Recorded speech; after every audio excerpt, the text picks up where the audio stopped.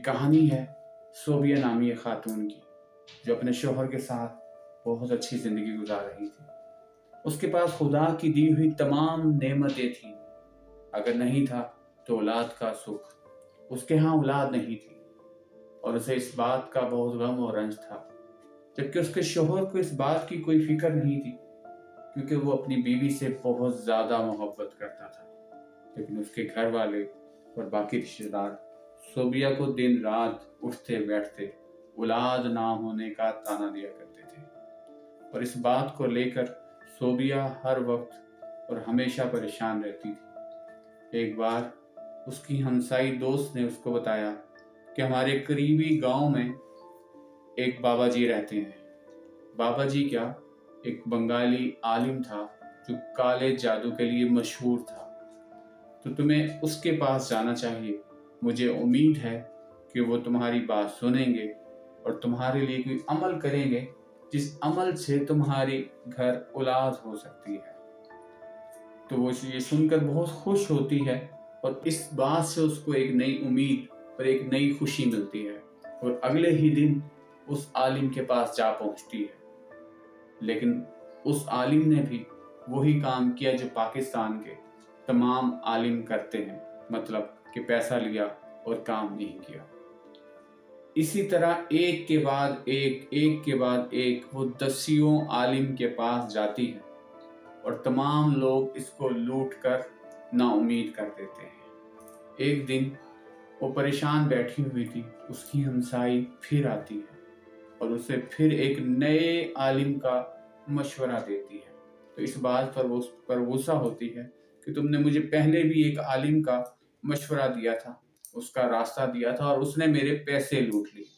लेकिन इस बार भी हमसाई इस बात पर पुरुम्मीद होती है कि ये वाला आलिम बाकी आलिमों से बिल्कुल मुख्तलिफ है और ये तुम्हारा काम ज़रूर करेगा, क्योंकि ये काले जादू का बहुत बड़ा माहिर है।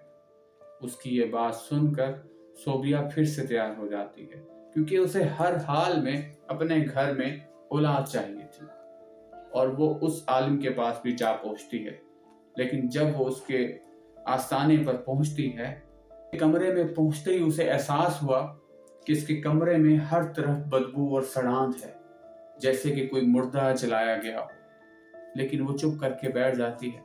अपनी बारी आने पर उसको आलिम को तमाम चीजें बताती है कि मेरे साथ क्या हुआ और मुझे क्या चाहिए। आलिम कहता है कि ये काम तुम्हारा हो जाएगा, लेकिन इसके लिए कम से कम 2 लाख रुपए चाहिए। सोबिया फिर परेशान हो जाती है कि मैं अब की बार फिर लूटूंगी। तो उसका जहन पढ़कर वो आलिम कहता है कि इस बार तुम लूटोगी नहीं, तुम्हारा काम होगा। तो उसने कहा, बाबा जी मेरे पास तो पैसे नहीं हैं। तो उसने कहा कि इसके अलावा एक ही हल है।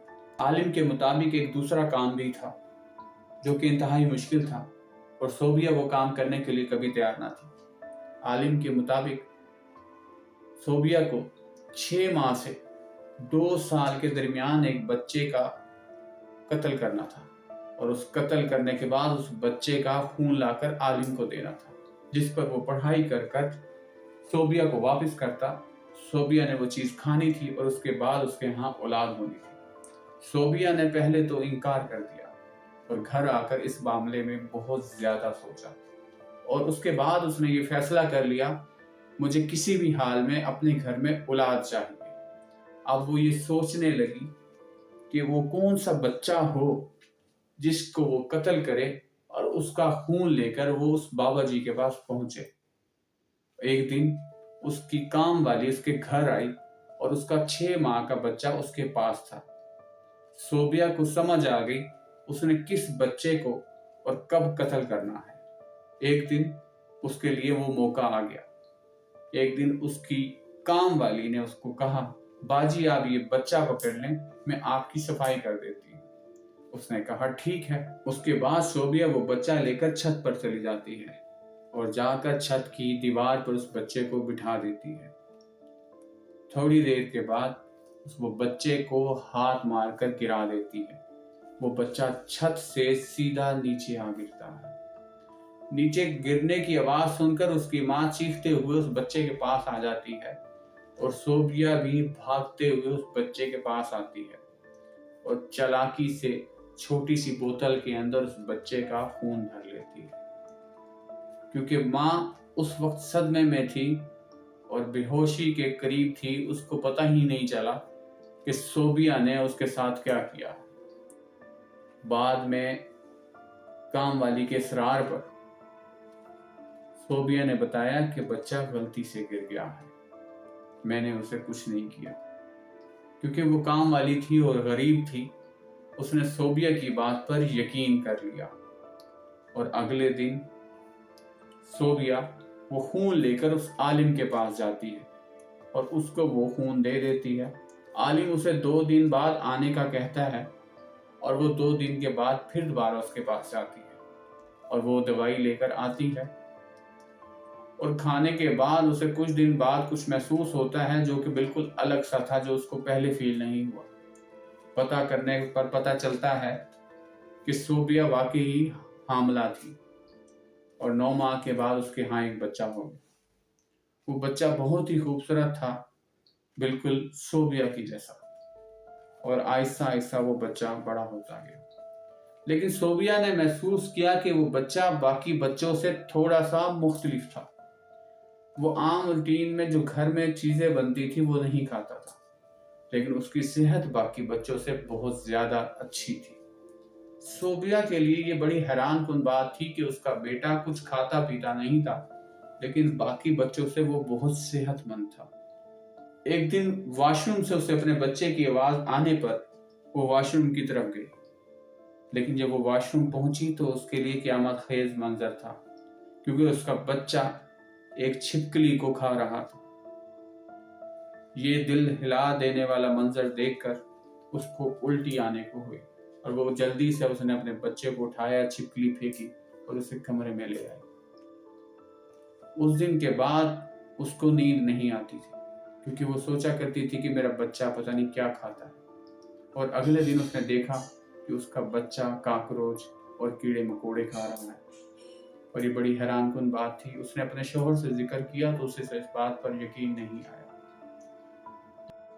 अब दोनों मियाँ बीवी इस बात से आगाह हो गए थे कि उनके बच्चे की तबीयत कैसे ठीक रहती है, उसकी सेहत कैसे नॉर्मल है, क्योंकि उन्हें पता चल गया था ये कोई आम बच्चा नहीं, कोई शैतानी बच्चा है, क्योंकि वो एक शैतानी अमल से पैदा हुआ था। और 2 दिन के बाद उन्होंने अपने घर में मिलाद शरीफ या अल्लाह के जिक्र वाली महफिल रख ली।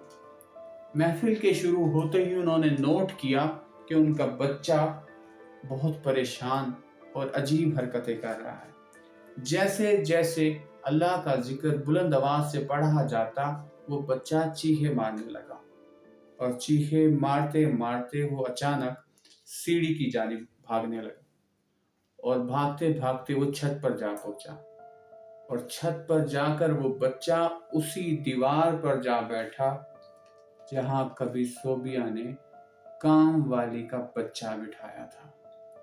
और जैसे ही आवाज अल्लाह का जिक्र ज्यादा होने लगा, उस बच्चे ने वहां से छलांग लगा दी।